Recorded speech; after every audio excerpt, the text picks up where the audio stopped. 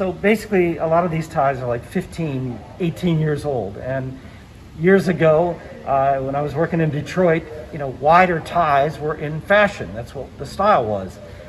Big knot, big, full, rich-looking tie.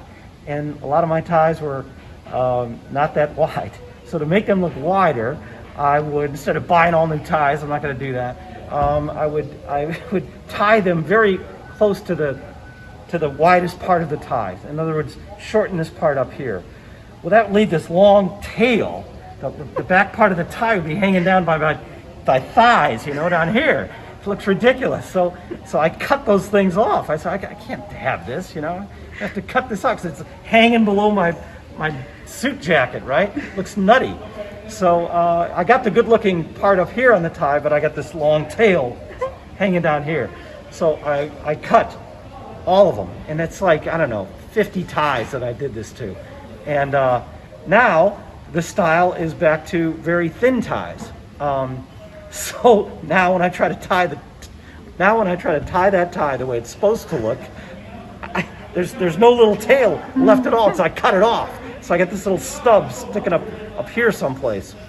I can still tie it, but if you look behind the tie, it looks ridiculous. So that's why I did. And the craziest part of all is that my mom was actually a fashion model. She was in the Miss America pageant. She was Miss Michigan, and she became a fashion model. So, I grew up surrounded by fashion. That was my mom's life. All of her friends were models, and I used to go on fittings with her when she'd go to get her dresses fitted for the shoot, for the photo shoot. They'd fit her for the clothes. They'd sew them to her exact shape and everything.